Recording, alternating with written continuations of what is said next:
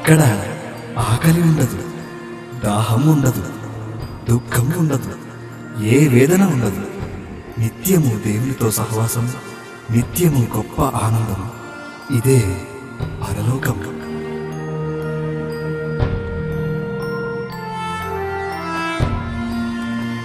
మానవుడు నిత్య నరకానికి దిగిపోకుండా పరలోక రాజ్యానికి చేర్చడానికి యేసుక్రీస్తు ప్రభువు వారు ఈ లోకానికి వచ్చారు.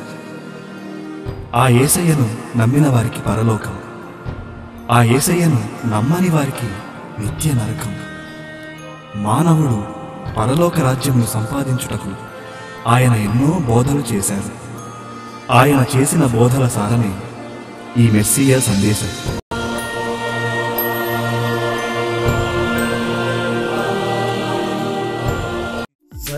గడచిన కాలమంతా నన్ను కాచావు యేసయ్యా, కృప వెంబడి కృపనిచ్చి నడిపించావు మెస్సియా.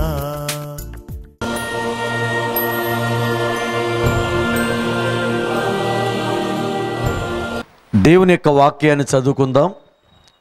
నిర్గమాకాండము 19వ అధ్యాయము 20వ వచనాన్ని చదువుకుందాం.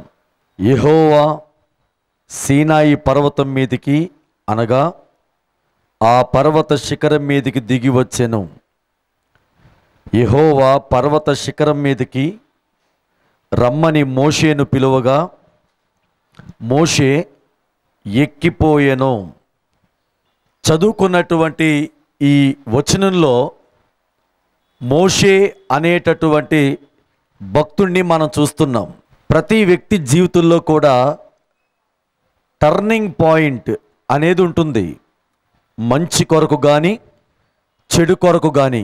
మోషే జీవితంలో ఒక అద్భుతమైనటువంటి టర్నింగ్ పాయింట్ ఏంటంటే, ఆయన సీనాయి పర్వతం మీదకి ఎక్కి దేవునితో కలిసి సహవాసం చేయడమే.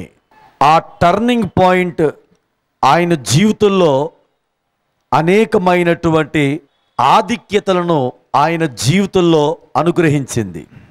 మోషే మొదటి 40 సంవత్సరాలు కూడా ఐగుప్తు దేశంలో ఉన్నాడు. తర్వాత 40 సంవత్సరాలు కూడా వివాహం చేసుకొని అరణ్యంలో ఉన్నాడు. అప్పటికి తన జీవితంలో 80 సంవత్సరాలు సంపూర్తి అయ్యాయి. అయితే మనం గమనించాల్సినటువంటి విషయం ఏంటంటే, 80 సంవత్సరాల తర్వాత కూడా ఒక వ్యక్తి జీవితాన్ని దేవుడు దర్శించి ఫలభరితంగా చేస్తాడా? 80 సంవత్సరాల తరువాత కూడా ఒక వ్యక్తి జీవితాన్ని దేవుడు ఆశీర్వదిస్తాడా అని గనక మనం ఆలోచిస్తే, మోషే జీవితం మనకి ఎంతో మాదిరికరంగా కనబడుతూ ఉంది. ఆలస్యంగానైనా సరే దేవుని యొక్క ఆశీర్వాదం మనకు వస్తే ఎన్ని శ్రేష్టమైనటువంటి ఆధిక్యతలు మనం పొందుకుంటామో మోషే జీవితాన్ని చూస్తే మనకు అర్థమవుతుంది. నా ప్రియమైన దేవుని బిడ్డలారా, మోషే సీనాయి కొండ ఎక్కడం అనేది ఆయన జీవితంలో ఒక అద్భుతమైనటువంటి టర్నింగ్ పాయింట్గా మనం గుర్తించాలి. ఈ హోరేబు పర్వతం దగ్గర దేవుడు మోషేను పిలవడం, అక్కడి నుంచి దేవుడు మోషేను ఎన్నుకోవడం, ఆ మోషే ఇశ్రాయేలు ప్రజలను తీసుకొని రావడానికి ఐగుప్తు దేశానికి వెళ్ళడం, అక్కడ దేవుని యొక్క చిత్తాన్ని బట్టి కొన్ని అద్భుతాలు చేయడం, ఆ తరువాత ఫరో బానిసలుగా ఉన్నటువంటి ఇశ్రాయేలు ప్రజల్ని అక్కడి నుంచి వదిలేయడం, వారిని తీసుకొని వచ్చినటువంటి మోషే జాగ్రత్తగా ప్రయాణించి ఎక్కడైతే పిలిచాడో దేవుడు అదే సీనాయి అరణ్యం దగ్గరికి వచ్చి ఆ ప్రజలతో పాటు ఆయన ఆగాడు. దేవుడు వెంటనే మోషేను పిలవడం ఆయన ఆరంభించాడు. మోషే అని మోషేను పిలవడం అక్కడ మనం చూస్తున్నాం. మనం గమనించాలి, యెహోవా యందు నమ్మిక ఉంచువారు కదలక నిత్యము నిలుచు, సియోను కొండవలె నుందురు అని వాక్యంలో రాయబడింది. అంటే ఈ లోకంలో ఎన్ని ఉపద్రవాలు వచ్చినా, తుఫాను వచ్చినా, జల ప్రవాహాలు లాంటివి వచ్చినా లోకంలో మనం కట్టుకున్నటువంటి మేడలు కూలిపోతాయి, మనం సంపాదించుకున్నటువంటి వస్తువులు తేలిపోతాయి, ఇంకా మనం సంపాదించుకున్నటువంటి ఏదైనా సరే అటువంటి ఉపద్రవాల్లో జల ప్రవాహాల్లో నాశనమైపోతాయి. కానీ కొండ మాత్రం నాశనం కాదు. దేవుని యందు నమ్మిక ఉంచువారు కూడా అలాగే కదలక నిత్యము నిలిచేటటువంటి సియోను కొండ వలె ఉంటారు. అంటే సియోను కొండ అంటే పరలోక రాజ్యానికి సంబంధించినటువంటి కొండ. ఈ లోకానికి సంబంధించినటువంటి కొండే కదలడం లేదు, ఇక పరలోక రాజ్యానికి సంబంధించినటువంటి కొండ కదులుతుందా? ఎన్ని కష్టాలు వచ్చినా, ఎన్ని ఇబ్బందులు వచ్చినా, ఎన్ని బాధలు వచ్చినా సియోను కొండగా ఎవరైతే నివసిస్తారో వారు కదలరు. దేవుడు వారిని కదలనివ్వడు. మోషేను కూడా అటువంటి గొప్ప కొండగా, స్థిరమైనటువంటి వ్యక్తిగా చేయడానికి ఆయన ఆ సీనాయి కొండ ఎక్కించాడు. మీరు గమనించాలి, సీనాయి కొండ మోషే ఎక్కడానికి గల కారణం మోషేని ఒక స్థిరమైనటువంటి పునాది మీద వేయడానికి మోషేను సీనాయి కొండ ఎక్కమన్నాడు. మంచిది. ఈ సమయమందు మోషే సీనాయి కొండ ఎక్కుటలో గల 5 శ్రేష్టమైనటువంటి అనుభవాలు ఈ పరిశుద్ధ గ్రంథంలో నుంచి క్లుప్తంగా ధ్యానం చేసుకుందాం. దేవుని యొక్క వాక్యంలో మనం చూసినప్పుడు యెహోవా సీనాయి పర్వతం మీదికి అనగా ఆ పర్వత శిఖరం మీదికి దిగి వచ్చెను. యెహోవా పర్వత శిఖరం మీదికి రమ్మని మోషేను పిలువగా మోషే ఎక్కిపోయెను. దేవుడు అన్నాడు, మోషే నీవు సీనాయి కొండ మీదికి రా అన్నాడు. అప్పుడు మోషే వెనకడుగు వేయకుండా, మరుమాట చెప్పకుండా దేవుడు పిలిచినట్టుగా ఆ పిలిచిన పిలుపుకు లోబడి, తండ్రి ఒక్కసారి నా భార్యతో చెప్పొస్తాను, లేకపోతే మీరు అనుగ్రహించబడినటువంటి ప్రజలున్నారు, ఆ ప్రజలతో నేను చెప్పొస్తాను అని దేవునికి కారణాలు చెప్పకుండా, సంజాయిషీలు చెప్పకుండా, ఆటంకం చెప్పకుండా దేవుడు సీనాయి పర్వతం మీదకి రమ్మన్న వెంటనే ఆయన వెళ్ళినట్లుగా వాక్య గ్రంథంలో మనం చదువుకున్నాం. ఈ సీనాయి కొండ యొక్క మొట్టమొదటి అనుభవం కనుక మనం చూస్తే దీన్ని మనం విధేయత అనుభవం లేదా విధేయత కొండ అని దీనికి మనం పేరు పెట్టుకోవచ్చు. మోషే దేవుడు పిలిచిన పిలుపుకు లోబడి వెంటనే సీనాయి పర్వతం మీదకి వెళ్ళాడు అనేటువంటి సత్యం ఈ వచనం ద్వారా మనం గమనించవచ్చు. మోషే మొట్టమొదటి నుంచి విధేయుడా అని కనుక మనం చూస్తే ఇదే సీనాయి అనబడిన హోరేబు పర్వతం దగ్గర మోషేను పిలిచి నేను ఉన్నవాడను అనువాడను అని దేవుడు తన్ను తాను ప్రత్యక్షపరుచుకున్నప్పటికీ అక్కడ దైవ ప్రత్యక్షత మోషేకు కలిగినప్పటికీ మోషే నువ్వు వెళ్ళాలి అని చెప్పినప్పుడు మోషే అక్కడ కొన్ని కారణాలు చెప్పాడు. వెంటనే విధేయత చూపించలేదు. నేను నత్తివాడిని ప్రభువా, అయినా నేను చెప్తే వాడిని నమ్మరు ప్రభువా, ఇలా ఎన్నో ఆటంకాలు చెప్పడం జరిగింది. కానీ ఇప్పుడు గనక మనం చాలా జాగ్రత్తగా గమనిస్తే మోషే నీవు సీనాయి కొండ మీదకి రా అని దేవుడు చెప్పినటువంటి ఆజ్ఞకు వెంటనే లోబడినట్లుగా మనం చూస్తున్నాం. ఈరోజు ఈ వాక్యాన్ని ఆలకించున్నటువంటి నా ప్రియమైన దేవుని బిడ్డలారా, కొండవలే మారాలన్న ఆశ నీకుందా? విశ్వాసములో బలమైనటువంటి స్థాయి, కొండ వంటి విశ్వాసం నీకు కావాలని ఆశపడితే మోషేలో ఉన్నటువంటి మొట్టమొదటి అనుభవం ఈ సీనాయి కొండ దగ్గర విధేయత అనుభవం మనం కలిగి ఉండాలి. దేవుడు చెప్పిన మాటకి మరుమాట చెప్పకూడదు, ఆటంకం కలిగించకూడదు. తండ్రి అని చెప్పి ఆయనకేదో మనం ఎక్స్ప్లెయిన్ చేయకూడదు. ఏవేవో కారణాలను చూపించి తప్పించుకోవడానికి మనం ప్రయత్నం చేయకూడదు. మీరు గమనించాలి, మోషేలో ఉన్నటువంటి శ్రేష్టమైనటువంటి అనుభవం విధేయత. అక్కడ విధేయత ఉంది. ఈరోజు మన జీవితాల్లో గనక విధేయత అనేది ఉంటే ఖచ్చితంగా దేవుడు మనల్ని శ్రేష్టమైనటువంటి కొండగా ఆయన తయారు చేస్తాడు. రెండవదిగా అదే వచనాన్ని మరొకసారి చదువుకుందాం. నిర్గమాకాండం 19వ అధ్యాయం 20వ వచనం. యెహోవా సీనాయి పర్వతం మీదకి అనగా ఆ పర్వత శిఖరం మీదకి దిగి వచ్చెను. యెహోవా పర్వత శిఖరం మీదకి రమ్మని మోషేను పిలవగా మోషే ఎక్కిపోయెను. మోషే నీవు రా అనేసరికి వెంటనే మోషే ఎక్కి వెళ్ళాడు.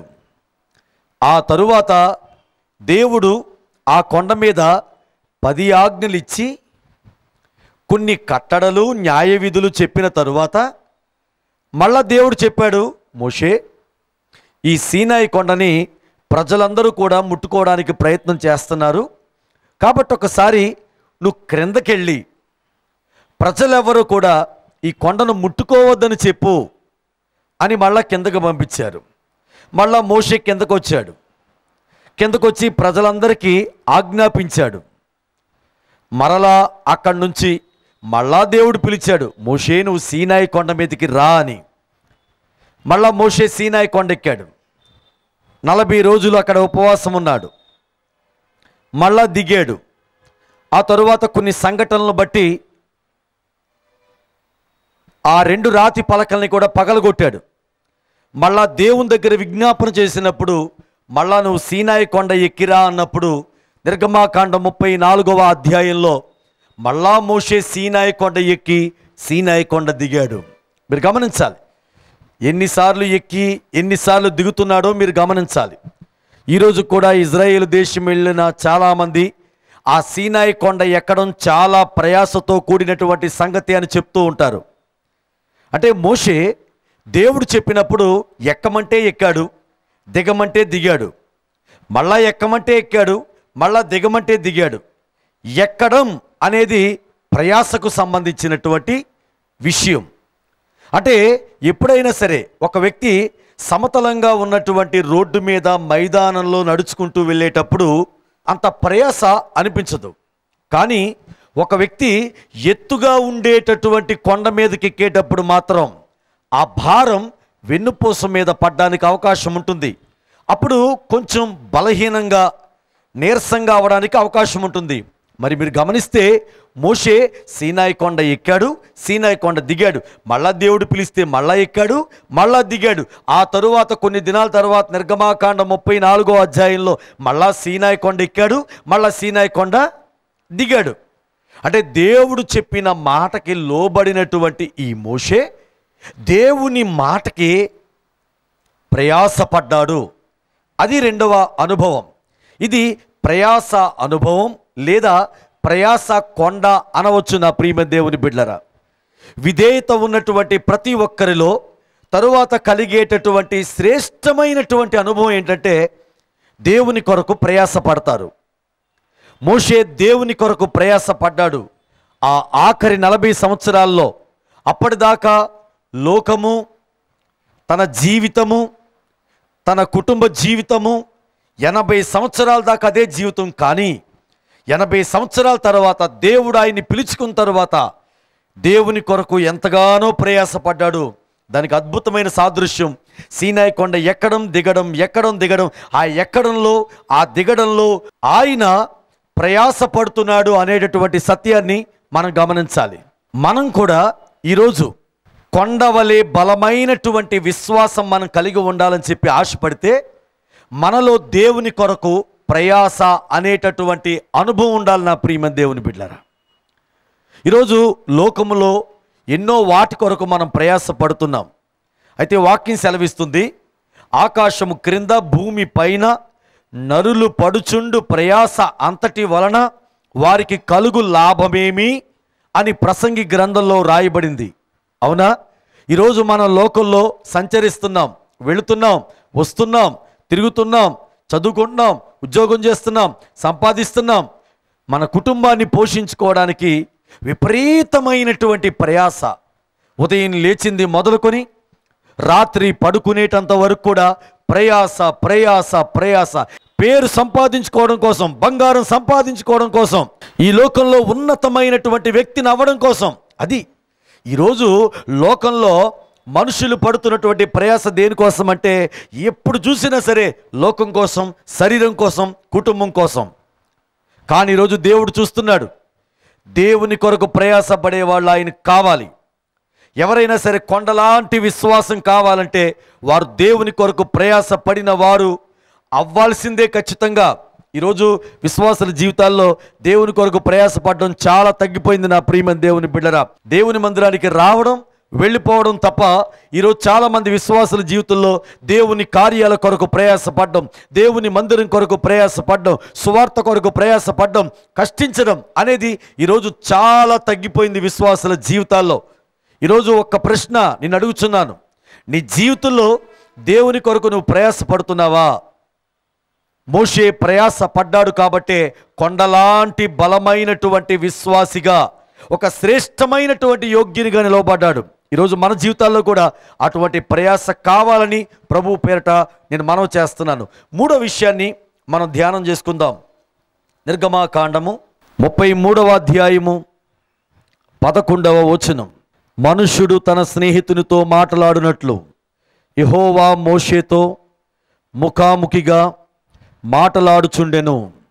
విధేయత కలిగినటువంటి మోషే ప్రయాసపడి సీనాయి కొండ మీదకి ఎక్కిన తరువాత ఆ సీనాయి కొండ మీద దేవుడు, మోషే, అక్కడ వారిద్దరి మధ్యలో కూడా సహవాసం జరుగుతుంది. వాక్యంలో రాయబడింది, మనుషుడు తన స్నేహితునితో మాట్లాడినట్లు యెహోవా మోషేతో ముఖాముఖిగా మాట్లాడుచుండెను. అంటే దేవునికి మోషేకి మధ్యలో ఒక అద్భుతమైనటువంటి ఆత్మీయమైనటువంటి ఒక సహవాసం ఇక్కడ జరుగుతుంది. కాబట్టి మూడవ అనుభవం ఏంటంటే ఈ సీనాయి కొండ అనుభవం సహవాసపు అనుభవం లేదా సహవాసపు కొండ అని మనం చెప్పొచ్చు. దేవునికి మోషేకి మధ్యలో సహవాసం జరుగుతుంది. నిజమే, దేవుడు ఎప్పుడైనా ఒక వ్యక్తిని వాడుకోవాలి అని చెప్పి అనుకుంటే, దేవుడు ఒక బలమైనటువంటి విశ్వాసిగా, బలమైనటువంటి సేవకునిగా, బలమైనటువంటి ప్రసంగికునిగా, బలమైనటువంటి పరిచారకునిగా దేవుడు ఒకవేళ ఈ లోకంలో ఎవరినైనా సరే ఆయన వాడుకోవాలని చెప్పి అనుకుంటే ఆయన వారితో సహవాసం చేస్తాడు, వారు ఆయనతో సహవాసం చేస్తారు. ఈరోజు ఎవరైనా సరే మోషే అంత అద్భుతమైనటువంటి పరిచర్య ఆయన జీవితంలో చేయడానికి గల కారణం, ఆఖరి 40 సంవత్సరాల్లో కూడా ఆయన చేసినటువంటి పరిచర్య స్థిరముగా నిలిచిపోవడానికి గల కారణం ఏంటో తెలుసా అండి? ఆయన జీవితంలో దేవునితో సీనాయి కొండ మీద చేసినటువంటి ఆ సహవాసపు అనుభవం. సర్ ఐజక్ న్యూటన్ అనేటటువంటి శాస్త్రవేత్త ఒక మాట చెప్పాడు, నేను సూక్ష్మదర్శినితో అంతరిక్షములో లక్షల మైళ్ళ దూరాన్ని చూడగలను, కానీ ప్రార్థనలో మోకరిస్తే పరలోక రాజ్యములో ఉన్నటువంటి ప్రభువును చూడగలను, ప్రభువుతో మాట్లాడగలను అన్నాడు ఆయన. ఎంత శ్రేష్టమైన మాటది. ఈరోజు మన జీవితాల్లో బలమైనటువంటి విశ్వాసులుగా ఎదగాలంటే, కొండగా నీ విశ్వాసం బలంగా ఉండాలంటే ఖచ్చితంగా దేవునితో మనకి సహవాసం కావాలి, ఆంతరంగికమైన సహవాసం కావాలి, వ్యక్తిగతమైనటువంటి సహవాసం దేవునితో మనం సంపాదించుకోవాలి. మోషే దేవుడు, దేవుడు మోషే ఆ కొండ మీద ఉన్నారు. ఈరోజు నీవు నీ ఇంట్లో ఉంటే నీవు దేవుడు, దేవుడు నువ్వు. అటువంటి అనుభవం నీ జీవితంలో పొందుకొని ఎన్నాళ్ళయింది? అటువంటి శ్రేష్టమైనటువంటి అనుభవాలు నీ జీవితంలో పొందుకున్నావా? పొందుకుంటే ఈరోజు మానేసావా? నీ జీవితంలోకి వెళ్ళి తగ్గిపోయిందా? లేదా ఇప్పటిదాకా అసలు దేవునితో సహవాసం అనేది ఒకవేళ ప్రారంభించలేకపోయావా? ఆలోచించండి. మనం దేవునితో సహవాసం చేయాలి. దేవునితో సహవాసం చేస్తే మనం కూడా ఆయనలో ఉన్నటువంటి వెలుగుతో నింపబడతాం, ఆయనలో ఉన్నటువంటి మహిమతో నింపబడతాం, ఆయనలో ఉన్నటువంటి శక్తితో నింపబడతాం. దేవునితో సహవాసం చాలా ప్రాముఖ్యమైంది. వాక్యం వింటున్నటువంటి విశ్వాసులకైనా ఎవరికైనా సరే దేవునితో సహవాసం చాలా ప్రాముఖ్యమైనది. కాబట్టి మూడో విషయంగా ఇది సహవాసపు అనుభవం అని మనం గమనించవచ్చు. తరువాత 4వ విషయం చూద్దాం. నిర్గమాకాండము 34వ అధ్యాయము 28వ వచనం. అతడు 40 రేయింబగళ్ళు యెహోవాతో కూడా అక్కడ ఉండెను. అతడు భోజనము చేయలేదు, నీళ్లు త్రాగలేదు. అంతలో ఆయన ఆ నిబంధన వాక్యములను అనగా 10 ఆజ్ఞలను ఆ పలక మీద వ్రాసెను. 40 రేయింబగళ్ళు రాత్రి పగలు కూడా దేవునితో పాటు మోషే సీనాయి కొండ మీద సహవాసం చేస్తున్నాడు. ఆ సహవాసం ఉపవాసంతో కూడింది. భోజనం చేయలేదు, నీళ్లు త్రాగలేదు. మీరు గమనించాలి, అలా 2 సార్లు అంటే 2 40లు 80 దినాలు ఉపవాసం ఉన్నాడు. మోషే అంత అద్భుతమైనటువంటి పరిచర్య చేయడానికి లేదా కొండలాంటి బలమైన విశ్వాసం కలిగి ఉండడానికి గల కారణం ఆ ఉపవాసమే. ఆయన చేసిన ఉపవాసం ఆయన్ని కొండగా నిలవబెట్టింది, బలమైనటువంటి సేవకునిగా నిలవబెట్టింది. నా ప్రియమైన దేవుని బిడ్డలారా, ఈరోజు మనం గమనించాలి, మన జీవితాల్లో కూడా మనం బలమైనటువంటి విశ్వాసులుగా జీవించాలంటే మనలో తప్పకుండా ఉపవాసం అనేది ఉండాలి. ఉపవాసం చేయలేని వారు బలమైనటువంటి విశ్వాసులుగా, బలమైనటువంటి సేవకులుగా వారు జీవించలేరు. యేసు ప్రభువారు కూడా ఈ లోకంలోనికి దిగి వచ్చినప్పుడు 40 దినాలు యేసు ప్రభువారు ఉపవాసం ఉన్నారు. అంటే ఉపవాసానికి చాలా ప్రాముఖ్యత ఉంది. ఉపవాసం చేసిన వారు బలముగా దేవుని కొరకు నిలవబడగలరు. ప్రతి విశ్వాస జీవితంలో, ప్రతి సేవకుని జీవితంలో కూడా ఉపవాసం అనేది చాలా ప్రాముఖ్యమైనది. ఆ ఉపవాసం మనల్ని బలమైనటువంటి వారిగా తయారు చేస్తుంది. నా ప్రియమైన దేవుని బిడ్డరా, కాబట్టి ఈ రోజున మనం బలమైనటువంటి విశ్వాసులుగా, కొండలాంటి విశ్వాసం మనం కలిగి ఉండాలంటే ఖచ్చితంగా మన జీవితంలో ఉపవాసం అనేది చాలా ప్రాముఖ్యం. మన ఉపవాసంలో నీళ్లు త్రాగుతాం, ఒకవేళ కొంతమంది పాలు తాగుతారు, టీ తాగుతారు, మజ్జిగ తాగుతారు, జ్యూస్ తాగుతారు. కానీ మోషే ఉపవాసం మనం గమనించాలి. భోజనం చేయలేదు, నీళ్లు త్రాగలేదు. ఎంత కఠినమైనటువంటి ఉపవాసాన్ని మోషే జరిగించాడో మనం గమనించాలి. మన జీవితంలో ఉపవాసాన్ని మాత్రం ఆపకుండా మనం ముందు కొనసాగించగలగాలి. నా ప్రియమైన దేవుని బిడ్డరా, ఉపవాసం మనల్ని బలమైనటువంటి విశ్వాసులుగా తయారు చేస్తుంది. ఆఖరిగా గనుక మనం చూస్తే నిర్గమాకాండం 34వ అధ్యాయం 29వ వచనం. మోషే సీనాయి కొండ దిగుచుండగా శాసనములు గల 2 పలకలు మోషే చేతిలో ఉండెను. అతడు ఆ కొండ దిగుచుండగా ఆయన అతనితో మాటలాడుచున్నప్పుడు తన ముఖ చర్మము ప్రకాశించిన సంగతి మోషేకు తెలిసి ఉండలేదు. 5వదిగా ఆ సీనాయి కొండ మీద పొందుకున్నాడు అని మనం చూడొచ్చు. ఏం పొందుకున్నాడు?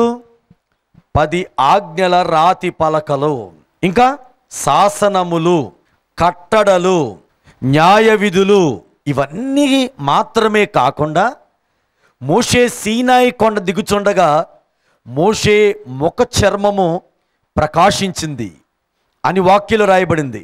మోషే ముఖ చర్మం ప్రకాశించింది అంటే మనం అర్థం చేసుకోవాలి. నా ప్రియమైన దేవుని బిడ్డరా, ఆ సీనాయి కొండ మీద ఇవన్నీ మోషే పొందుకున్నాడు. కాబట్టి దీన్ని మనం చెప్పుకోవచ్చు ఏమనంటే ఇది పొందుకున్న అనుభవం లేదా పొందుకున్న కొండ అని మనం చెప్పుకోవచ్చు. మోషే అవన్నీ పొందుకున్నాడు కాబట్టే ఒక బలమైనటువంటి విశ్వాసిగా నిలవబడ్డాడు. దేవుని ఆజ్ఞల రాతి పలకలు పట్టుకొని ఆ కొండ మీద నుంచి దిగి వస్తున్నటువంటి మోషే యొక్క ముఖాన్ని ప్రజలు చూడలేకపోయారు. మోషే తన యొక్క ముఖాన్ని కప్పేసుకున్నట్లుగా వాక్యలో రాయబడింది. ఎందుకు? మోషే ముఖ చర్మం ఏమైంది? ప్రకాశించబడింది. మీరు గమనించాలి నా ప్రియమైన దేవుని బిడ్డరా, ఆ సీనాయి కొండ దేవుని మందిరానికి సాదృశ్యం. దేవుని మందిరం అనేది ఎక్కడానికి సాదృశ్యం. ఇక్కడ ఎక్కుతూ ఉండాలి. ఒక విశ్వాసి దేవుని మందిరంలోకి వచ్చిన తర్వాత సీనాయి కొండ యొక్క అనుభవాలు తప్పకుండా పొందుకోవాలి. మోషేలో విధేయత ఉంది, ఈ దేవుని మందిరంలో ఉన్నటువంటి విశ్వాసుల్లో విధేయత ఉండాలి. మోషే ప్రయాసపడ్డాడు. దేవుని మందిరానికి వచ్చేటువంటి విశ్వాసులు ప్రయాసపడాలి దేవుని కొరకు. సీనాయి కొండ మీద ఉన్నటువంటి మోషే దేవునితో సహవాసం చేశాడు. దేవుని మందిరానికి వచ్చేటువంటి విశ్వాసులు దేవునితో సహవాసం చేయాలి. సీనాయి కొండ మీద ఉన్నటువంటి మోషే ఉపవాసం చేశాడు. అలాగే దేవుని మందిరానికి వచ్చేటువంటి దేవుని పిల్లలు ఆయా సమయాల్లో దేవుని కొరకు ఉపవాసం చేసి శ్రేష్టమైన అనుభవాలు పొందుకోవాలి.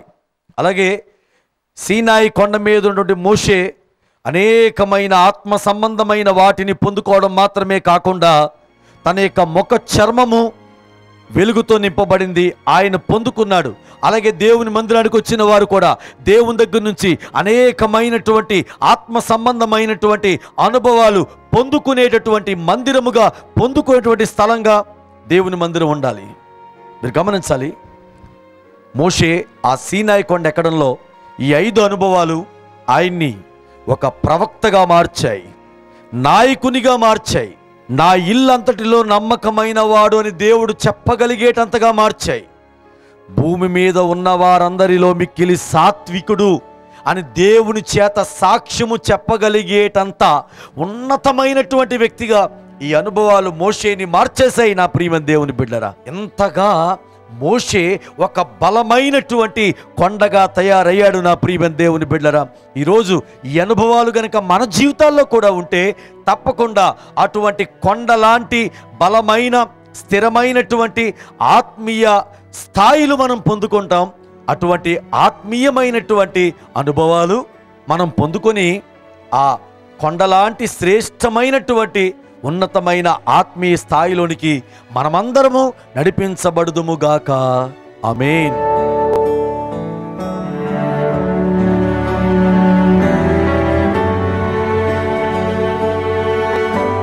జీవం కలిగిన దేవా, మీరు మాకు వినిపించిన ఈ అనుభవాలను బట్టి మీ నామానికి స్తోత్రాలు. మా జీవితాల్లో ఈ అనుభవాలు పొందుకొని మీ కొరకు జీవించినట్లుగా, మీ నామాన్ని మహిమపరుచున్నట్లుగా మమ్మల్ని మీరు నడిపించండి. విధేయతను అనుగ్రహించండి, ప్రయాసపడే అనుభవాన్ని అనుగ్రహించండి, ఉపవాసం ఉండి మీతో సహవాసం చేయగలిగే అనుభవం దయచేయండి. అయ్యా, మీ దగ్గర నుంచి అనేకమైన ఆత్మ సంబంధమైనవి పొందుకొని మోషే ఎలాగైతే స్థిరమైనటువంటి నాయన ఆత్మీయ స్థాయిలో నిలవబడ్డాడో అదే స్థిరమైనటువంటి కొండలాంటి ఆత్మీయ స్థాయి నాయన ఈ వాక్యం విన్న ప్రతి బిడకు అనుగ్రహించి నడిపించుమని యేసుక్రీస్తు నామమున అడిగి వేడుకొనుచున్నాను తండ్రి. ఆమేన్. గడచిన కాలమంతా నన్ను కాచావు యేసయ్యా, కృప వెంబడి కృపనిచ్చి నడిపించావు మెస్సియా.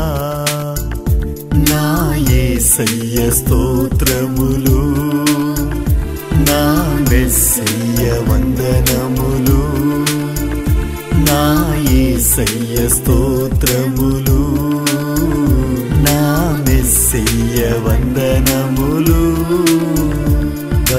గడచిన కాలమంతా నన్ను కాచావు యేసయ్యా. మా చిరునామా brother Premaraju, door number 64-1-37/2, Anandnagar down area, Ramadasupeta, Rajahmundry, Turpu Godavari జిల్లా.